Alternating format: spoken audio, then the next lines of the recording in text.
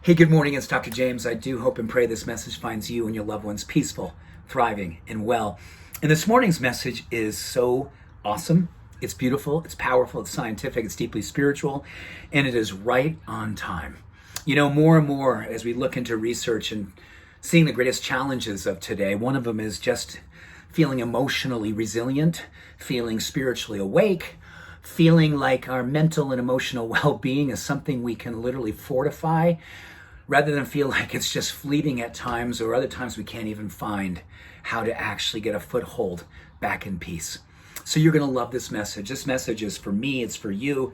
Share it with someone that you know and love who may be struggling, because I believe all of us right now are fighting battles that we have never fought before. And we're looking for ways, simple, powerful ways to win. Like this shirt says, to help love win. Not to be corny, this is literally a subliminal message for me and for all of us right now. This is all about the power of something called savoring. And savoring is now getting a lot of great press in the research circles, medicine, science, psychology, even spiritual circles, because what we're knowing is that there's a time when mindfulness is really, really important. And I do a mindfulness practice every single morning. I think it's incredibly important. It's a mindfulness practice where we're asked to sit and meditate, and we're asked not to go anywhere in particular. We just want to be in the moment. We don't want to be connected to anything too deep. We don't want to judge something. We don't want to stay beyond the moment and go down the rabbit hole. It's a Buddhist practice. It's a beautiful practice of helping us to stay present, and it works wonderfully. But after that, you might go, oh gosh, you know what? Now what do? I'm out in the world. I'm in traffic. I'm seeing media. I'm on Facebook or Instagram, and man, stuff is coming up.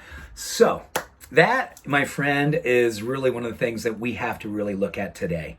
Scrolling on Facebook, scrolling on digital platforms, or not being aware and awake of what it is that's taking us down in spaces that we lose ourselves. And what this savoring practice is really speaking to is that we want to intentionally connect to things that bring us joy, and then on purpose spend an extra 3 to 10 to 20 seconds marinating in that experience. Simply, rather than going through Facebook, if you go through Facebook and you're just kind of, oh, political, oh no, not her, oh my goodness, not him, and you're, selfie this, right? We're judging it, we're getting angry, we're getting fearful, we're getting all the things that we don't want to get. We've had enough of getting those things.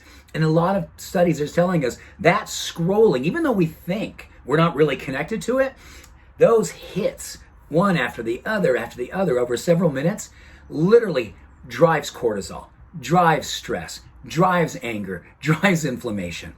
Can you imagine that? Literally just that practice that so many of us are doing, we just kind of fill space and time with it.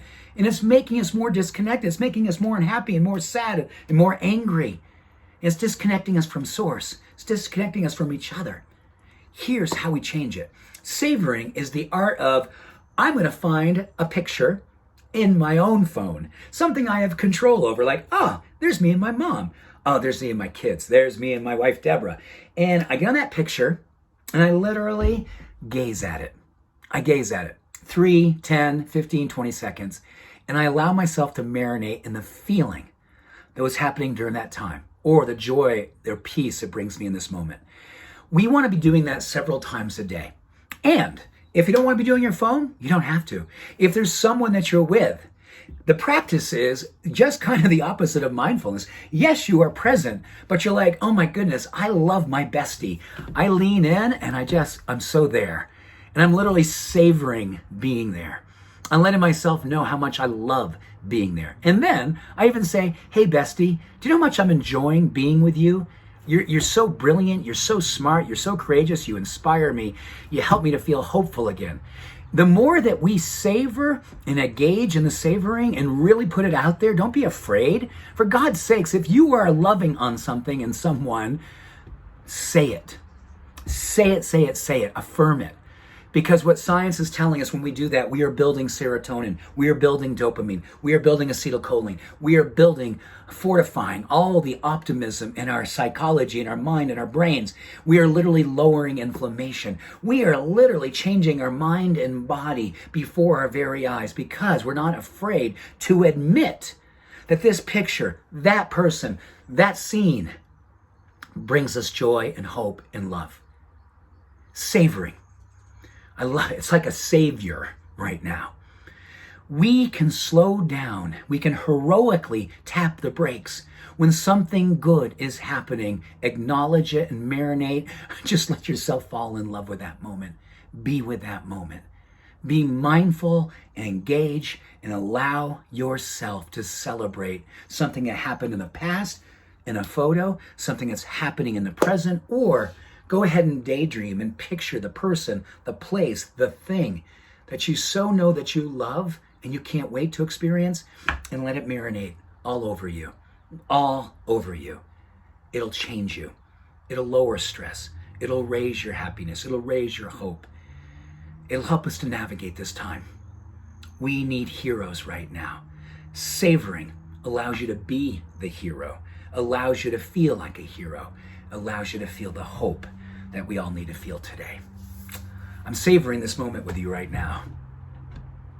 I really, really am. Love this practice, and I'm going to do this as much as I possibly can remember until it becomes me more often. All of me. Thank you.